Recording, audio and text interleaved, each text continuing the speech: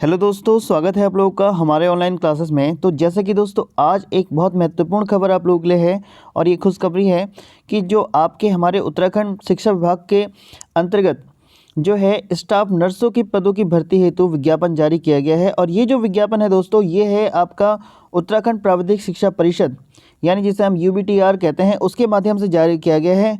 और ये जो भर्ती परीक्षा है दोस्तों, लगभग 1200, एक मिनट में बता दूं आप लोगों को, ये जो भर्ती परीक्षा है 1238 पदों के लिए भर्ती परीक्षा जारी की गई है। कुल 1238 लोग यानी 1238 पदों के लिए ये भर्ती जारी की गई है दोस्तों। अगर आप लोगों के पास इसमें योग्यता, ये सारी चीज़ों की बातें मैं अभी आगे करता हूँ। फिलहाल बात करते हैं कि कब से स्टार्ट है। विज्ञापन की तिथि आप लोगों की 12 से स्टार्ट हो चुकी है।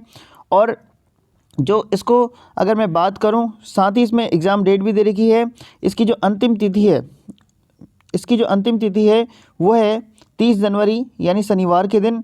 और फिर बात करते हैं लिखित परीक्षा हेतु तो प्रवेश पत्र 20 फरवरी से मिल जाएंगे आप लोगों को। अब परीक्षा की तिथि भी साथ में आप लोगों को दे रखी है, वो है 7 मार्च 2021 यानी मार्च में आप लोगों का परीक्षा का आयोजन होना है।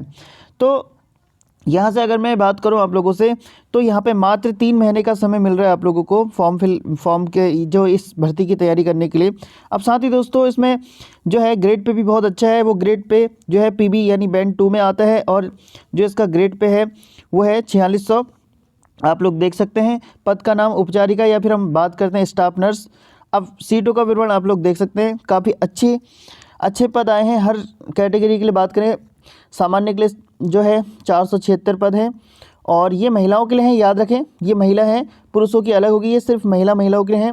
और SC के 145 पद हैं, ST के लिए 27 पद हैं, OBC के लिए 103 पद हैं और EWS के लिए 90 पद हैं। तो इस प्रकार 990 पद तो आप लोगों की महिलाओं के लिए हैं टोटल। और फिर बात करते हैं स्टाफ नर्स पुरुष भी, जो जिन लोगों ने GNM या फिर आप लोगों का नर्सिंग कर रखा है वो लोग पुरुषों के लिए भी है। वो है उसमें से 1238 पदों में से 20% उन लोगों का दे रखा है, जिसमें जनरल के लिए आप लोग देख सकते हैं 123 पद, SC के लिए 37 पद, ST के लिए 7 पद, OBC के लिए 26 पद और फिर बात करते हैं EWS के लिए 23 पद। इस प्रकार 248 टोटल पुरुषों के लिए ये पद दिए गए हैं। अच्छा, अब बात कर लेते हैं इसकी अनिवार्य अर्हता क्या है, जो कि बहुत महत्वपूर्ण है। सबसे पहले इसमें क्रम में दे रखे हैं, आप लोग देख सकते हैं। पहले क्रम में इसने बताया है कि भारतीय नर्सिंग से मान्यता प्राप्त यह संस्थान नर्सिंग में ऑनर्स होना चाहिए यानी BSc नर्सिंग होना चाहिए आप लोगों के पास। या उसके साथ साथ या का मतलब है दोस्तों, या तो ये हो या दूसरा ये भारतीय नर्सिंग परिषद से मान्यता प्राप्त विश्वविद्यालय संस्थान से BSc नर्सिंग नियमित पाठ्यक्रम, या फिर इसके अलावा मैं बात करूं नर्सिंग परिषद से विश्वविद्यालय से मान्यता प्राप्त बेसिक पोस्ट BSc नर्सिंग, या फिर बात करें भारतीय नर्सिंग परिषद से मान्यता प्राप्त विश्वविद्यालय से जनरल नर्सिंग मिडवाइफरी, या फिर हम जिसे GNM कहते हैं। यानी दोस्तों इस पहले वाले पॉइंट में आप लोगों को क्या याद रखना है, या तो आपने BSc नर्सिंग की हो, BSc नर्सिंग, और फिर या तो आप जितने लोगों ने भी BSc नर्सिंग की है वो तो एलिजिबल ही हैं। साथ ही दोस्तों अगर आपने BSc नर्सिंग नहीं की है और आपने GNM किया है तो भी आप लोग इस जो है भर्ती में एलिजिबल हो। वो भी आपने GNM कहाँ से किया होना चाहिए, भारतीय नर्सिंग परिषद से मान्यता प्राप्त होनी चाहिए वो, यानी जितने भी हमारे मान्यता प्राप्त संस्थान हैं वहाँ से अगर आप लोगों ने GNM या फिर BSc नर्सिंग की है तो आप लोग एलिजिबल हो। चलिए दूसरा पॉइंट क्या है, इसके साथ साथ ही अगला पॉइंट इसमें यह है कि जो भी BSc नर्सिंग धारित हो या फिर आप GNM धारित हो, उसका जो है मनोरोग विज्ञान के रूप में पंजीकरण प्रमाण पत्र होना जरूरी है, यानी उनका रजिस्ट्रेशन होना जरूरी है। अगला तीसरा पॉइंट बहुत महत्वपूर्ण है, ये भी आप लोग याद रखें। किसी भी राजकीय चिकित्सालय या फिर नैदांतिक रजिस्ट्रान के अंतर्गत जो भी रजिस्ट्रेशन नंबर है उसके अंतर्गत पंजीकृत इनके अंतर्गत 30 पंजीकृत सेवायुक्त निजी चिकित्सालयों में 1 वर्ष का कार्य का अनुभव उक्त योग्यता के उपरांत हो। यानी आप लोगों के पास इस पूरी योग्यता को समझने के लिए मैं आप लोगों को ये बता दूं, आप लोगों के पास या तो BSc नर्सिंग हो, या फिर आप लोगों के पास GNM हो। इसके साथ साथ इन दोनों के साथ या हो इन दोनों में से कुछ भी हो, तो अगर आप लोगों का रजिस्ट्रेशन भी होना चाहिए साथ साथ में, और आप लोगों के पास किसी भी अगर निजी संस्थान है तो वो जो पंजीकृत निजी संस्थान 30 संस्थान है वहाँ से 1 वर्ष का आप लोगों के पास अनुभव होना चाहिए, या किसी गवर्नमेंट संस्थान से, या जो 30 संस्थान है शिलायुक्त जो चिकित्सालय में रजिस्टर्ड हैं वहाँ से आप लोगों का 1 वर्ष का अनुभव होना चाहिए, तभी आप लोग इस पोस्ट के लिए एलिजिबल हैं। आप लोग में भी समझ गए होंगे कि आप लोग की क्या योग्यता होनी चाहिए। और जो 4 नंबर इसमें योग्यता दे रखी है वो है हिंदी का कार्यसाधक ज्ञान हो। ठीक है, चलिए अब देख लेते हैं अधिमानी अर्हता। इसके अंतर्गत प्रादेशिक सेना में कम से कम 2 वर्ष की सेवा, या राष्ट्रीय कैडर यानी एनसीसी का आप लोगों का प्रमाण पत्र होना चाहिए सी लेवल का। तो आप लोग ध्यान दीजिएगा, ये तो एक अधिमानी है, अनिवार्य आप लोगों की ये 4 पॉइंट है, आप लोग इन्हें अच्छे से देख लीजिएगा। ये 4 पॉइंट, ये 3 पॉइंट बहुत महत्वपूर्ण है। हिंदी तो सभी लोगों के पास होगी, हिंदी का ज्ञान। चलिए अब बात करते हैं इसकी अन्य क्या प्रोसेस है। अब लिखित परीक्षा मोस्ट इंपॉर्टेंट। अब देखिए यहाँ पे चयन के लिए 200 अंकों की एक वस्तुनिष्ठ प्रकार की परीक्षा होगी आप लोगों की, जिसमें 100 अंक का एक प्रश्न पत्र नर्सिंग से संबंधित विषय से होगा, और दूसरा 100 अंकों का आप लोगों का दूसरा प्रश्न पत्र होगा जिसमें सामान्य हिंदी, सामान्य ज्ञान, सामान्य अध्ययन का जो है सामान्य अध्ययन का होगा।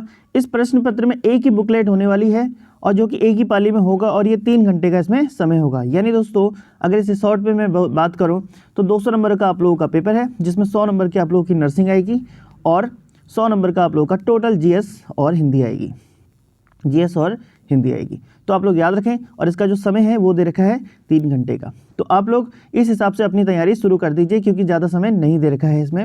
अच्छा, इसके अतिरिक्त इसमें ऋणात्मक पद्धति अपनाई गई है, यानी एक प्रश्न गलत करने पे आप लोगों का 0.25 मार्क्स कटेंगे। इसके अतिरिक्त इसमें और भी चीज़ें हैं, जैसे बात करें लिखित परीक्षा बुकलेट के माध्यम से दी जाएगी, और इसकी आंसर की शिक्षा परिषद के मतलब यूबीटीआर जो आपकी साइट है उसमें प्रसारित कर दी जाएगी। अच्छा, कुछ महत्वपूर्ण पॉइंट और भी हैं आप लोगों के काम के, मैं बता दूं आप लोगों को। यहाँ पे है कि अनारक्षित और अन्य पिछड़ा वर्ग यानी ओबीसी और जनरल के लिए 45% अंक लाना जरूरी है, एवं अनुसूचित जाति और जनजाति के लिए 35% अंक लाना जरूरी है। तो न्यूनतम अगर कट ऑफ की मैं बात करूं तो 45% जनरल ओबीसी और 35% एससी एसटी के लिए लाना अनिवार्य है। चलिए इसके बाद अब बात करते हैं हम लोग। अच्छा, जो अनुभव मांगा गया है ना दोस्तों, उसमें भी आप लोगों को क्या है अधिमान दिया जाने वाला है। जैसे अगर आपके पास 1 वर्ष का अनुभव है तो आपको 1 मार्क्स मिलेगा, और अगर आपके पास 1.5 वर्ष का अनुभव है तो आपको 1.25 मार्क्स आपके नंबरों में ऐड हो जाएगा लास्ट में। चलिए इसके अतिरिक्त और क्या क्या है देख लेते हैं इसमें। बाकी आप लोगों के जितना भी आप लोगों का सर्टिफिकेट है, जो आप लोगों का कोर्स है, उसके संबंध में बात करी गई है। चलिए अब आयु के संबंध में बात करें तो 21 वर्ष न्यूनतम आयु और अधिकतम 42 वर्ष से अधिक नहीं होने चाहिए। ये आपके एज क्राइटेरिया हो गया। इसके बाद बात करते हैं, हाँ दूसरा बात ये भी है यहाँ पे, अगर उत्तराखंड लोकसभा की प्रतिनिधि बाहर समूहों की परीक्षा में यदि वही अभ्यर्थी पात्र होगा जिसने अपनी हाई स्कूल एवं इंटरमीडिएट की परीक्षा समकक्ष स्तर उत्तराखंड से प्राप्त की हो। अगर आप लोगों ने अपनी हाई स्कूल और इंटर की परीक्षा उत्तराखंड से ही प्राप्त की है तो ही आप लोग एलिजिबल हो इस फॉर्म को भरने के लिए। अगर आप किसी पद में हो तो वहाँ पे आपको अनापत्ति प्रमाण पत्र जमा करना पड़ेगा। चलिए चरित्र हो गया, वैवाहिक स्थिति होगी, शारीरिक दक्षता हो गई, आरक्षण आप लोगों का हो गया, बता दिया मैंने ऊपर। चलिए इसके अतिरिक्त आप लोगों को फॉर्म जो है ऑनलाइन फॉर्म फिल करना है, जो कि आप लोग इस वेबसाइट में जाकर, ये दे रखिए आप लोगों को वेबसाइट, इस वेबसाइट में जाके क्लिक नाउ पे क्लिक करके जो भी आप लोगों की प्रोसेस है उसको आप लोग फिल कर सकते हैं। साथ ही दोस्तों अब बात कर लेते हैं फीस। इसमें फीस या शुल्क कितना दिया गया है। शुल्क की बात करें तो सामान्य और ओबीसी के लिए इसमें 800 रुपये है, और अनुसूचित जाति, एससी एसटी और विकलांग और ईडब्ल्यूएस के लिए आप लोगों का 400 रुपये फीस निर्धारित की गई है। अच्छा, साथ ही यहाँ पे को परीक्षा केंद्र भी दे रखे हैं। यहाँ पे परीक्षा केंद्र सिर्फ 2 होने वाले हैं, एक आपका देहरादून और एक हल्द्वानी। तो आप लोग देख लीजिएगा, ये आप लोगों का फॉर्म फिल करते समय आप लोग इसे भर सकते हैं। चलिए आगे देखते हैं। बाकी आप लोग इस विज्ञापन को पढ़ सकते हैं, मैं अपने डिस्क्रिप्शन में इसका लिंक दे दूंगा, आप लोग वहां से इसको पूरे विज्ञापन को पढ़ सकते हैं। यहाँ पे को आप लोगों को क्या क्या चीज़ें लगनी है, अपलोड करनी है आप लोगों को अपने आवेदन फॉर्म में, ये डिटेल देख सकते हैं। हाई स्कूल हो गया, हाई स्कूल का प्रमाण पत्र हो गया, ये सारी चीज़ आप लोग पढ़ सकते हैं। तो ये थी आज की महत्वपूर्ण न्यूज़ दोस्तों। अगर जिन लोगों ने भी आप लोगों का जीएनएम या फिर बीएससी नर्सिंग की है और जिन लोगों के पास अनुभव है तो वो लोग इस फॉर्म को फिल कर सकते हैं। बाकी दोस्तों इस वीडियो को शेयर कीजिएगा, जिन लोगों ने फॉर्म हम फिल किए हैं उन लोगों तक ये न्यूज़ पहुंच सके। और अगर आप लोगों ने हमारा चैनल सब्सक्राइब नहीं किया है तो चैनल सब्सक्राइब जरूर कीजिएगा दोस्तों। और हमारे जो यूट्यूब चैनल है वहाँ पर को आप लोगों को इसी प्रकार की न्यूज़ अपडेट मिलते रहती हैं। और फिर मिलते हैं अगली महत्वपूर्ण वीडियो के साथ। धन्यवाद दोस्तों।